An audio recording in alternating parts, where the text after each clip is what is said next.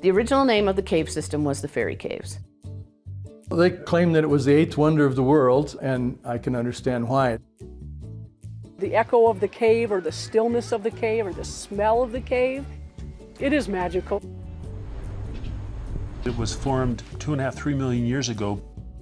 Charles Darrow decided in 1894 to purchase the Fairy Caves to try to bring tourists to Glenwood Springs.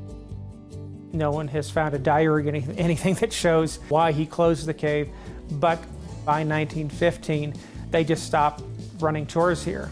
You know, when we bought this cave 20 years ago, there was about a mile of known passageway, and since then we've discovered another 3 miles of cave, and you know, I've been lucky to be in a lot of those discovery tours. Caves to me are like another planet, you know? It's like a whole other world that you don't ever get to see. This program was made possible by the History Colorado State Historical Fund, supporting projects throughout the state to preserve, protect, and interpret Colorado's architectural and archaeological treasures. History Colorado State Historical Fund. Create the future, honor the past.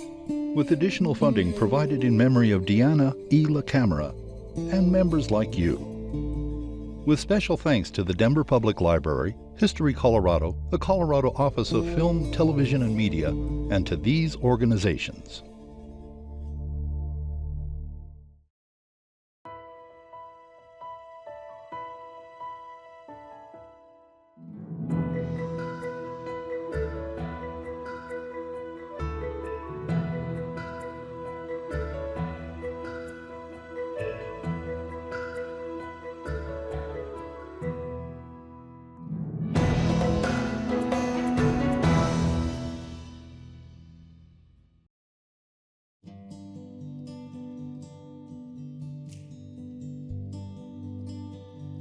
This is like going on the moon or going on Mars or being in an environment that most people don't experience.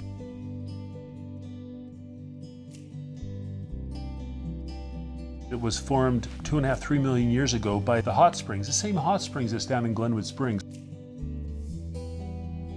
The fairy caves of Glenwood Springs sit 1,400 feet above this picturesque mountain town. Perched atop Iron Mountain, they oversee a collection of natural wonders and man-made attractions that have drawn visitors to the town since the late 1800s. In 1897, tours were given and people could pay 50 cents for a mule ride or a walk up to the Caverns above the Hotel Colorado. The early cave tours made headlines, but not nearly enough profit. The caves were closed to the public for decades and were almost lost to the elements and vandals. People would break off stalactites, they would put graffiti on the walls, anything they wanted to do. Now, unfortunately, in the 1800s, they didn't realize that it took so long to create formations, so it was very standard to break off little pieces of formation and take as souvenirs. So our upper cave has some cave formations that are broken. The prehistoric caves were only discovered by Westerners in 1895. And if it hadn't been for a curious lawyer, they might have remained hidden.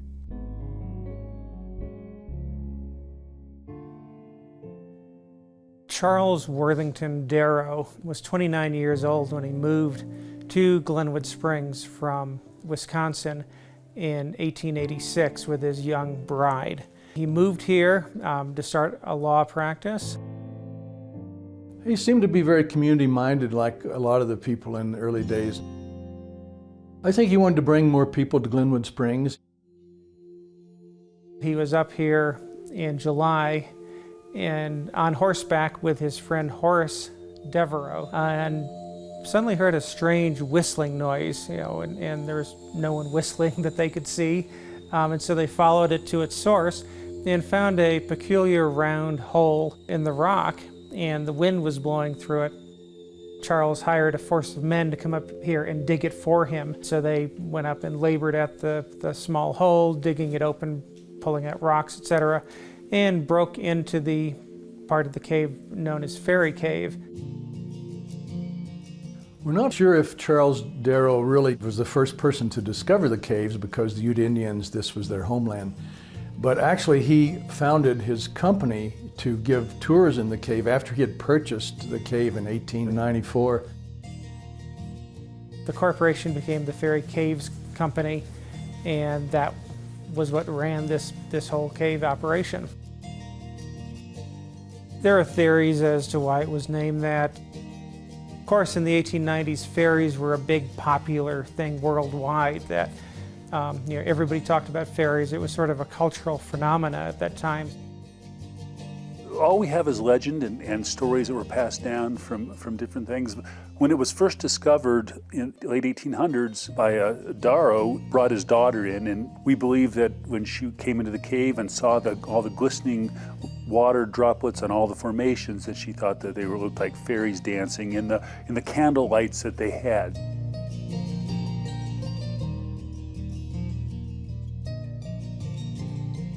One year after Darrow opened the Fairy Caves for tours, the candle lanterns were extinguished to make way for something new. An invention that was introduced to all of Glenwood Springs by Charles Darrow's good friend, Walter Devereux. Walter Devereux built the Hotel Colorado. The hot springs were developed, the vapor caves, as well as the electric plant. And so Glenwood Springs was one of the first communities in the United States to have hydroelectric power.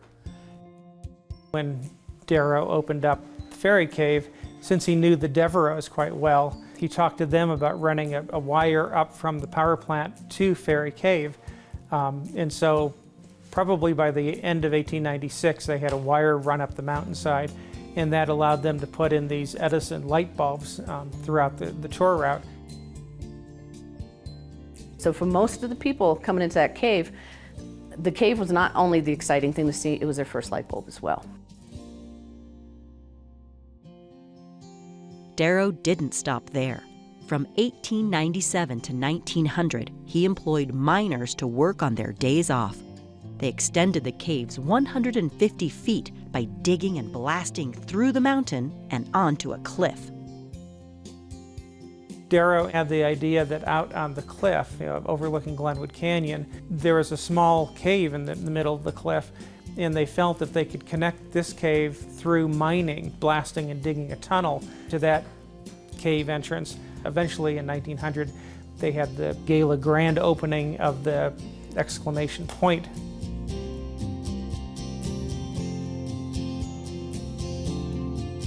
Exclamation Point still delights visitors to the Fairy Caves today with spectacular views of Glenwood Springs. But blasting through solid rock to a lookout point was easy, compared to Darrow's next idea. In 1903, the city of Glenwood Springs was looking to put money into some sort of attraction. Darrow stood up and mentioned, what we need to do is we need to put a tramway up the side of the mountain from Glenwood Springs to the Fairy Cave. But the city was like, no, that's too expensive, we don't want to do it. So right after that, newspaper reports start showing that Darrow would be going through a manager a year. He did close the cave. It's hard to say exactly why. Maybe he wasn't making money. We don't have a record of that in our historic records exactly why. Sometime in the mid-1910s, the Fairy Caves closed to all but a few private explorers. It would be more than 80 years before the natural grandeur of the caves would be shared with the general public again.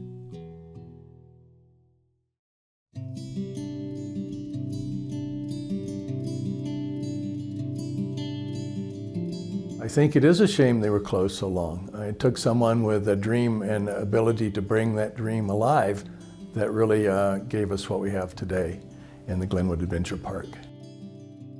If we assume that the cave closed somewhere between 1910 and 1915 at the latest, it wasn't until 1951 that cavers with the National Speleological Society started to come here. That entire period of time, the door was broken open to the cave, the gate, which kept people out.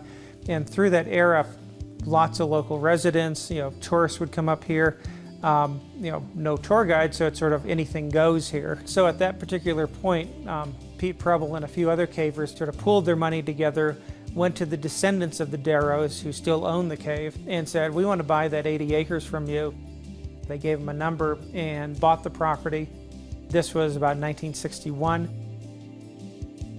Pete Preble had hoped to open the caves to tours just like Charles Darrow had done decades before. Although his plans never panned out, he was not alone in wanting to protect yet share the caves. Word of the legendary caves atop Iron Mountain attracted a passionate caver and student at the Colorado School of Mines to see the caves for himself. He tracked down Pete Preble and started his campaign to reopen the caves. I wrote him letters. I think the first letter he may have written back and said not interested.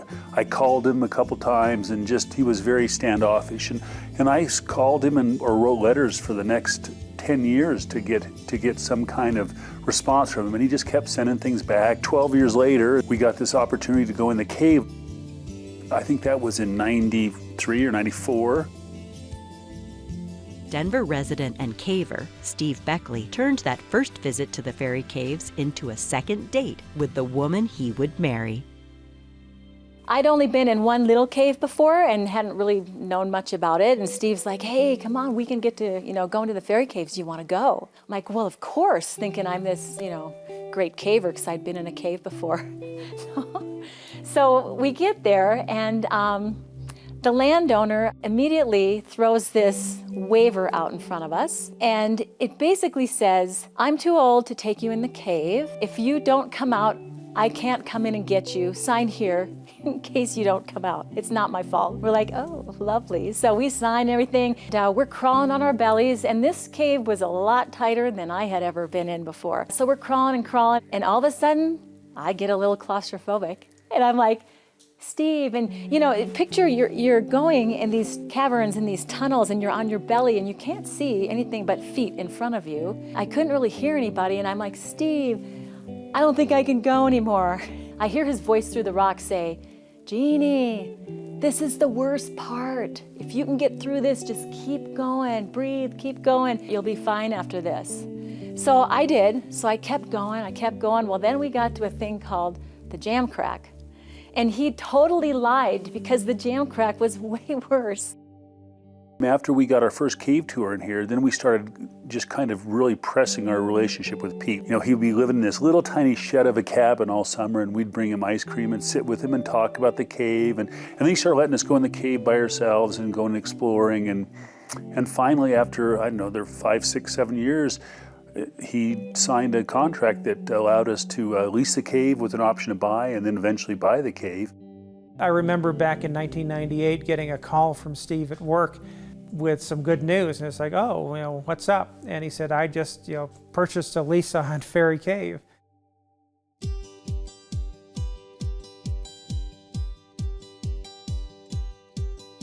The Beckleys turned to fellow cavers to help repair the damage done by vandals, create safe walkways, and add lighting to showcase the breathtaking formations that had been closed to the public for more than 8 decades. We actually had to blast a tunnel into this room. It was a 150-foot tunnel to put in 2 airlocks, and we have cavers that put in all the wiring and all the lighting, so they knew where to step and how to walk and how to, care for the cave without impacting it. So we were very fortunate to have all this labor. So the cavers offered us approximately 5,000 hours of free labor to get this cave open. Truly a labor of love, because who better to develop a cave than cavers?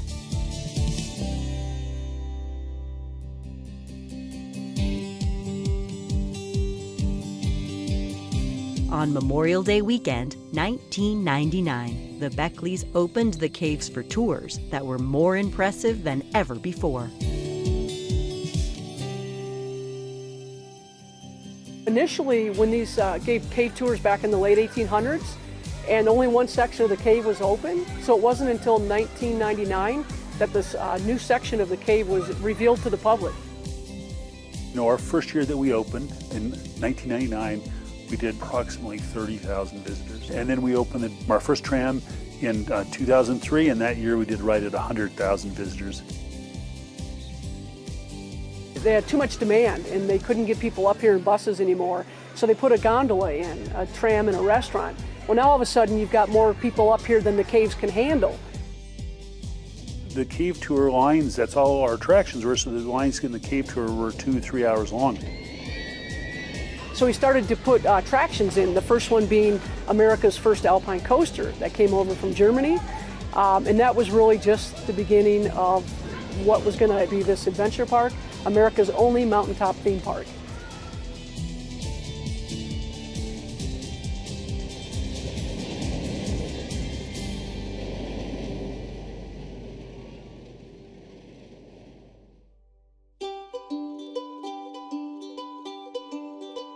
So this room that we're standing in here now is called the pendant room. For these rocks up here called pendants, and they're actually formed solely due to airflow in the cave.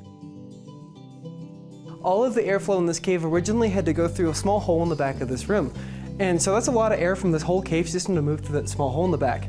Well, over the course of time, the force of that wind whipping through this room in particular was strong enough that it wore down the surface of the rocks up here, giving us the beautiful pendants that you can see today. And if you look right up here, this one right at the front here looks a bit like a rhinoceros charging out of the ceiling directly at you, with the horn right there and the bottom of the chin coming down right for you right there. And then if you look directly over here, we have a one-eyed octopus, eyes right there with all the tentacles swimming away over there.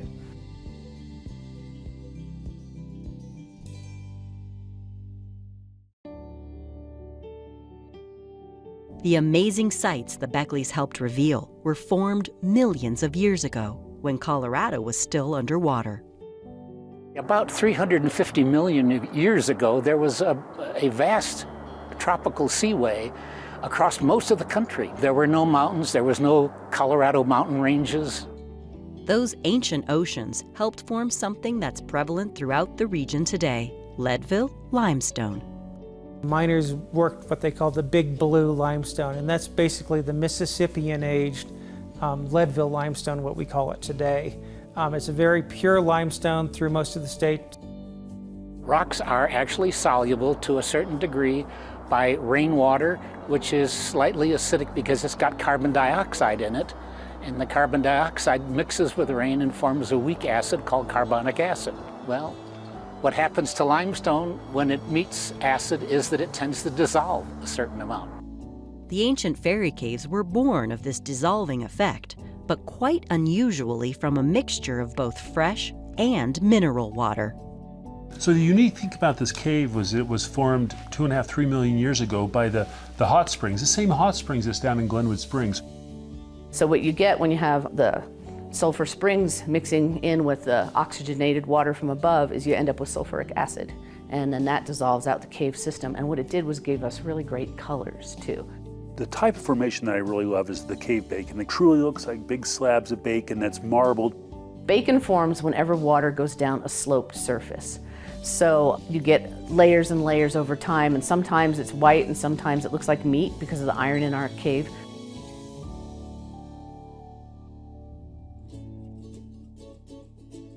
The room we're in now is called the Barn, and it was originally called this from the original discoverers of the room, and it was because it was as big as a barn.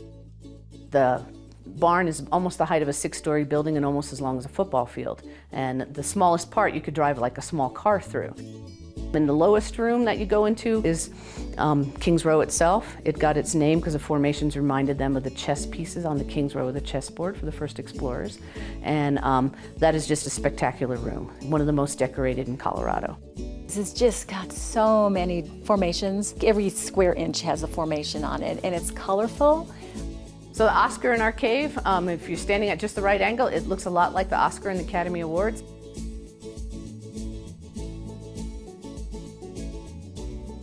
In our cave, the growth rate is about a solid cubic inch, which I always tell people is like my knuckle to the tip of my finger here, in 1,000 years. And so the Oscar is getting consistently dripped on. It's probably still about a hair's width in a year on the Oscar.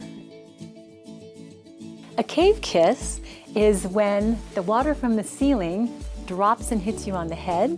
You've been kissed by the cave, and it's good luck.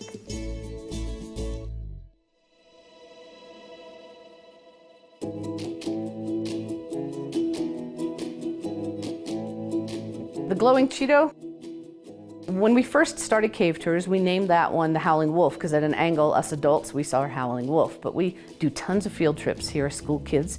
And so there's a 5th grade class here, and this one young man was hungry and he's looking at it and he says, to me, that looks like a glowing Cheeto. Those 2 big stalactites that are kind of grown together, that's actually known as our wedding platform. Steve used volunteers to help develop our cave, and 2 of those volunteers met each other while working in here, and they wanted to get married in our cave, so they actually got married right in front of those stalactites. And so the way they joined together, they felt symbolized their lives coming together in marriage, and so that's why we call that spot the wedding platform. The brain of the cave, the hot springs helped form our cave and the bacteria helped with that. And that's actually a calcified bacteria colony up there, but it does look like a big old rusty brain on the ceiling. There's also an 8-inch tall formation on the wall that looks a lot like a fairy. But the most intriguing creatures found in the fairy caves are even smaller. We also have unique species that have been found only in this cave. And the one that I think is the coolest is the strain of bacteria that's used for cancer research. Pretty fascinating. This cave has 54 unique species in it. It's home to a variety of organisms that only live in this cave. There's different pseudoscorpions and trimophiles that live in complete darkness. To preserve and protect all that the fairy caves have to offer takes constant maintenance. We installed the airlock doors. We have mechanisms in the cave that measure temperature, humidity, and evaporation rate. And proud to say after 20 years, it hasn't changed much. A living cave has high humidity, 98% humidity. Its temperature is maintained because of the earth temperature. This cave is 52 degrees year-round. Steve and Jeannie feel very strongly about the educational value of it and the pristineness and the beauty of it and sharing that with the world. Through their ownership, they're stewards of this cave. They're protecting it from further vandalism. And sometimes, some of the really hardcore cavers are not happy with people who open up caves, but you have to have an opportunity to educate. We will never open up all of our cave, and there's areas that we don't even let cavers in. The best way you can preserve a cave is completely close it off and don't let anybody in it. The second best way to preserve a cave is to commercialize it and build trails and to put some value on the experience. That way this cave stays in its pristine condition. But there's a lot of things, housekeeping, that we have to do in a cave. It's not a lot of fun when you're on your hands and knees with a shop vac sucking up hair and stuff on the sidewalks, but it has to be done. That's what's best for the cave.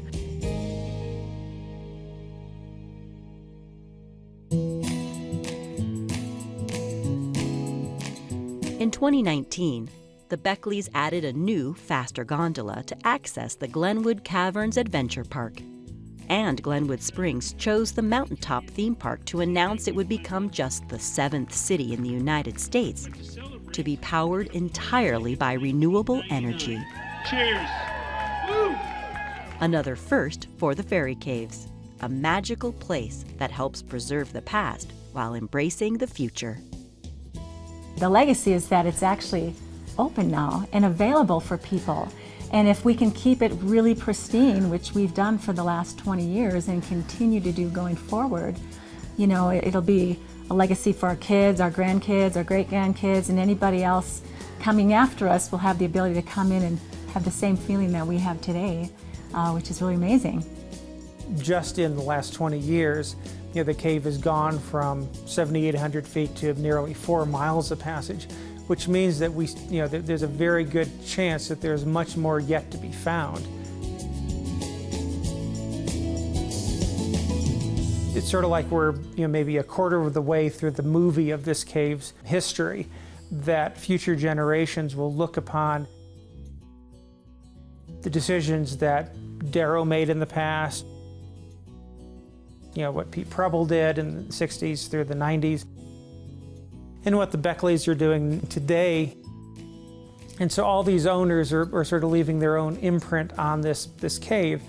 And as future cavers come here, they'll use hopefully new tools and new ideas to find passages that we don't know how to find at this point.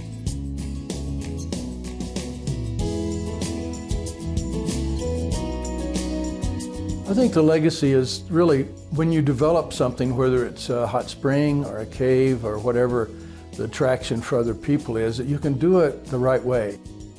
You can do it in such a way that you preserve the cave, in this case, and still have a lot of visitors come and see it.